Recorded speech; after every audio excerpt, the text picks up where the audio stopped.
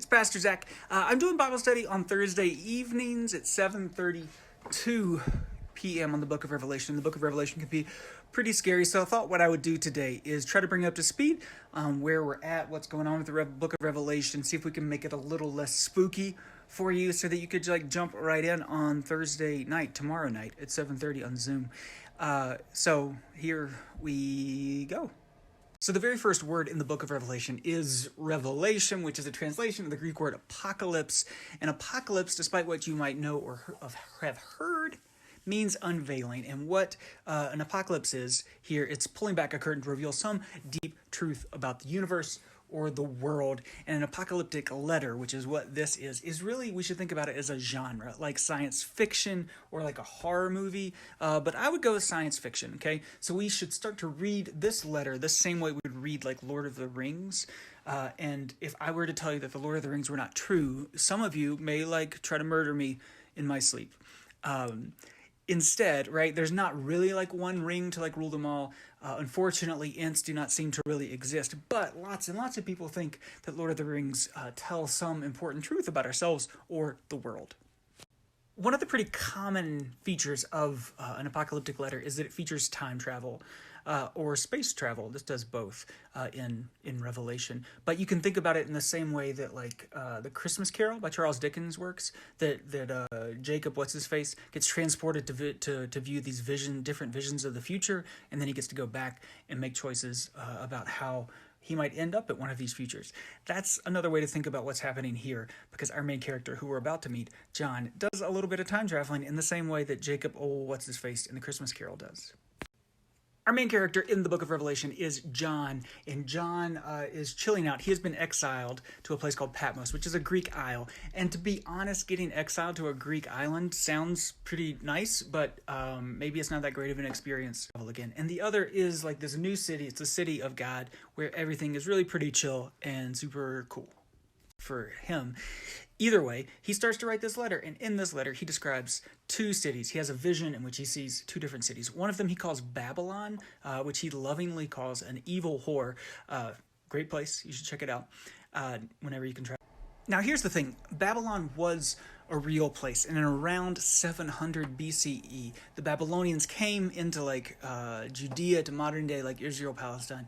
They conquered, they destroyed it, which is what happened a lot of times in ancient Israel, Palestine, but they do it, right? They conquer it, and then they take a bunch of people as captives, and they make them go live in exile in Babylon, which, hey, look, a connection already. Like John of Patmos, the people were exiled to Babylon, in the Jewish imagination.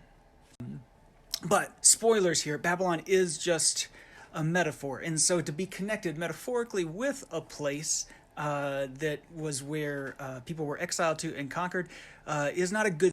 But by the time John is writing this letter in the 1st century CE, the Babylonians have been gone as a ruling force for hundreds of years. And instead, John of Patmos and his friends that he's writing this letter to, which are in 7 churches in modern day Turkey, they instead are living under the rule of the Roman Empire. So if we want to really understand what's going on in John's letter here in Revelation, we need to better understand the Roman Empire. The first thing you need to know about the Roman Empire is that they loved winning. They never got tired of winning, and they preferred winning military battles. They loved winning so much that they had an entire god who was the god of victory, who you might know from your feet, the goddess Nike, and the goddess Nike was all over the place. And in John's day, a little bit before John of Patmos started writing this letter, the Jews, the folks in Jerusalem, decided to rise up against this occupying force, against the Roman Empire. And it turns out not only were the Romans really in love with winning, they were also really good at it. And they destroyed them. They crushed them. It was pretty epic. They brutally put it down, the revolt. And a part of what they did is they destroyed the temple, which was a really big deal for the Jewish/Christian community, because the temple is where they thought God lived. So now God is homeless because of what the Romans have done here. And maybe you've heard of the Western Wall. It's all that remains of the temple. So the Western Wall that you can still see in Jerusalem is all that's left from when the temple was destroyed in 70 CE, 68, 70 CE, from this time. So John's writing right after that. So it's a real big, sad deal for the Jewish and Christian community. So you might be saying at this point, Zach, you're talking a lot about Jewish stuff, and you're a Christian, and we're talking about the Book of Revelation, which is in the New Testament, which is not like a Jewish, like holy, like sacred text. But here's the thing: we're within 100 years, like we're within, like we're before 100 CE, so like not very early on into this Christian thing, and so at this point, like it's really muddy, like who's Jewish and who's Christian and what the differences are, and this would require like a whole other like long thread of stories to like suss out like what the emerging like Christian movement was about. It's enough to say right now that like the two groups weren't super like differentiated, and so that like Christians like John Patmos would still super identify with so much of like Jewish identity. Maybe another thread another day. So to go back, when I say that the Roman victory over the Judeans, the Jews over Jerusalem was brutal, it was super brutal. They did the battle itself, but then the Romans had this practice where after a big military victory, they'd come back to Rome and have a military parade to celebrate it.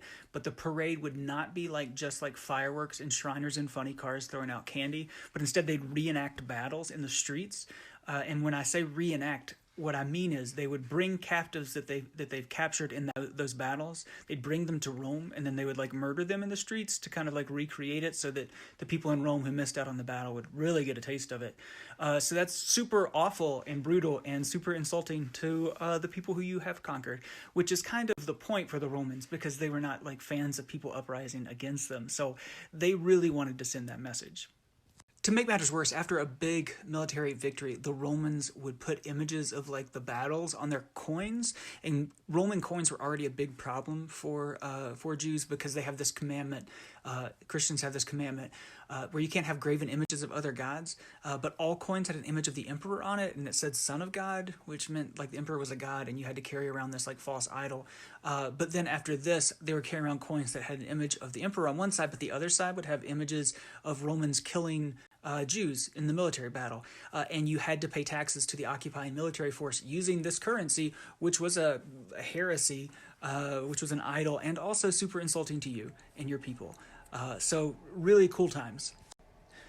So in the book of Revelation, when John is talking about Babylon, calling Babylon an evil whore, what he's really trying to do is say those things about the Roman Empire without coming out and just saying them, because if he just said them, he would definitely, quickly, and very brutally be murdered.